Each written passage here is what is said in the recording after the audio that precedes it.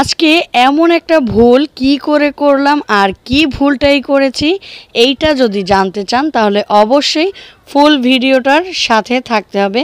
আসসালামু আলাইকুম, আসিয়া Rana is blog চ্যানেলে সবাইকে স্বাগতম জানিয়ে চলে আসলাম আরও একটি নতুন ব্লগ ভিডিও নিয়ে।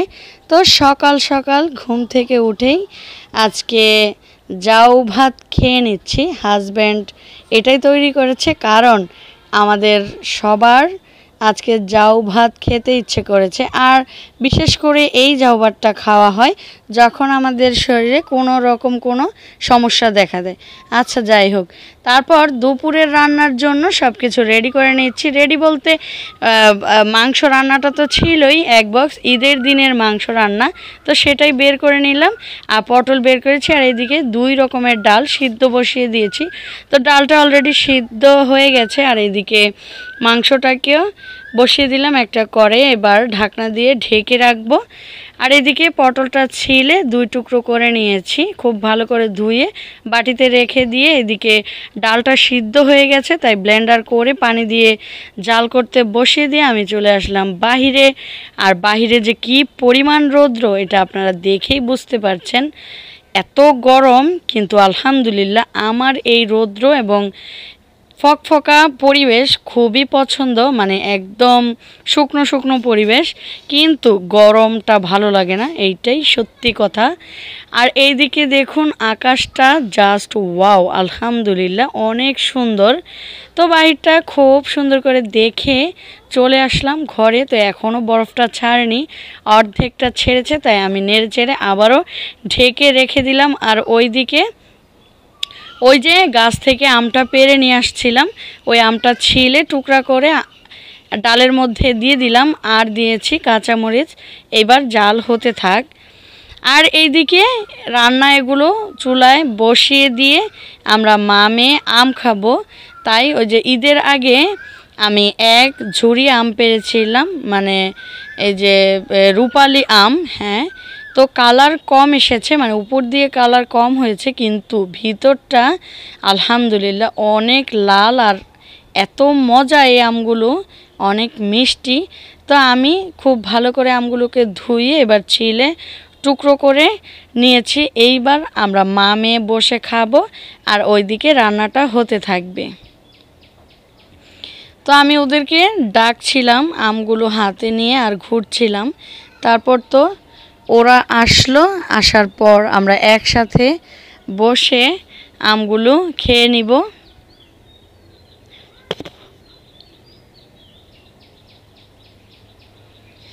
তো ওরা চলে এসেছে, এইবার আমরা আমগুলো খেয়ে নিচ্ছি। তো আমার ছোট মেয়ে বলছে আমিও খাবো। আসলে আমরা যখন খেতে বসি তখনই একমাত্র ও মানে খাওয়ার জন্য একটু আগ্রহ দেখায়। এছাড়া আমরা যখন খাওয়ানোর চেষ্টা করি যে কেউ, তখন কোনো রকম কোনো মানে খাওয়ার রুচি ওর নেই, থাকেও না। তো যাই হোক, তারপর আমাদের খাওয়া দাওয়া চলছে এবং শেষের দিকেও। তো তারপর দেখলাম যে এদিকে মাংসটাও ছুটে একদম পারফেক্ট হয়ে জাল হচ্ছে। তা আমি একবার নেড়ে চেড়ে দিচ্ছিলাম যাতে নিচে আবার লেগে না যায়। তো এদিকে মাংসটাকে দেখে ওদিকে আবার ডালটাকেও দেখছিলাম। তো আমার ডালটা জাল করা হয়ে গেছে। এইবার ডালটাকে আমি মানে বাগার দিয়ে নিব, যেটাকে ফুরন বলে। তো সাদা তেল দিয়ে দিলাম, তারপর দিয়ে দিব কালো জিরা। তো কালো জিরাটা খুব সুন্দর করে ভাজা হয়ে গেলে এবার দিয়ে দিব পেঁয়াজ আর রসুন কুচি। ডাল মানেই রসুন দিতেই হবে, না হয়তো তো মানে এটার স্বাদ বোঝাই যায় না। তারপর আমি ফ্রিজিং মানে ডিপে ধনিয়া পাতা রেখেছিলাম, ওইখান থেকেই 1 মুঠো ধনিয়া পাতা দিয়ে দিলাম। এবার ব্রাউন করে রসুন আর পেঁয়াজগুলোকে ভেজে আমি ডালের উপরে দিয়ে দিব। আলহামদুলিল্লাহ কালারটা কত সুন্দর এসেছে। আর আজকে 2-3 দিন যাবতই মানে এত গরমের কারণে আমি ডাল জাতীয় বা মানে পাতলা তরল জাতীয় খাবার রাখার চেষ্টা করছি, কারণ যেহেতু বাচ্চাদের শরীরের ব্যাপার স্যাপার আছে তাই। আর সাথে অবশ্যই একটু টক দেওয়ার চেষ্টা করছি। তো ওইদিকে তো সব কিছু হয়ে গেছে। তারপর আমি পটলটা ভাজা করব, তাই প্রথমেই তেল দিয়ে, তেলটা অনেক বেশি পড়ে গেছে, তো কোনো ব্যাপার না, পরে এটাকে সেভ করে উঠিয়ে রাখবো। তারপর পটলগুলো দিয়ে হলুদ আর লবণ, তারপর মরিচের গুঁড়োও দিয়েছিলাম।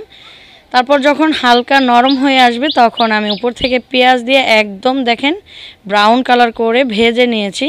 তো এই তো আমার সবগুলো রান্না হয়ে গেছে, কিন্তু খাওয়ার ঠিক 10 থেকে 15 মিনিট আগে, মানে 1টা বাজে আজান দিয়েছে, ঠিক ওই টাইমে মনে পড়েছে যে ভাত বসাই নাই।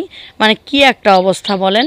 তারপর ভাত বসাই দিয়ে চুলায়, পরে আর কি করব, মানে জাম ছিল, ওই জামটাকে ভর্তা বানিয়ে আমরা মেয়েরা বসে বসে খাচ্ছিলাম। কারণ ভাত হতে কমপক্ষে 20 থেকে 25 মিনিট তো লাগবেই। তো তাই এটা আমরা খেয়ে নিচ্ছিলাম, এছাড়া আর কোনো উপায় ছিল না। তো আমরা মা মেয়ে গল্প করছি আর খাচ্ছিলাম। তো আমরা 3 জনই, আর ছোট জন ঘুমিয়ে পড়েছে।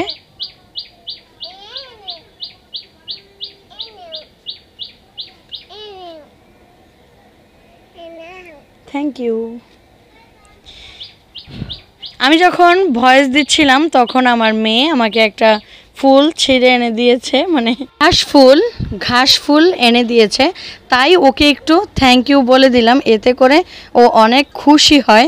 আচ্ছা, এইবার আপনাদের কাছে আমার ব্লগ ভিডিও যদি একটুও ভালো লেগে থাকে অবশ্যই কমেন্ট করে জানাবেন, আর ভিডিওতে একটা লাইক দিয়ে চ্যানেলটিকে সাবস্ক্রাইব করে রাখবেন। যারা পেজ থেকে দেখবেন তারা পেজটিকে ফলো দিয়ে রাখবেন। তো খাওয়া দাওয়ার পরে ভাতটা যখন হয়েছে সাথে সাথেই আমরা খাইনি, প্রায় 2 ঘন্টা পর আমরা দুপুরের খাওয়া দাওয়াটা করেছি, মানে প্রায় 3টাই বেজে গেছে। যাই হোক, তারপর খাওয়া দাওয়া করে বাহিরে একটু বের হয়েছিলাম হাঁটার জন্য।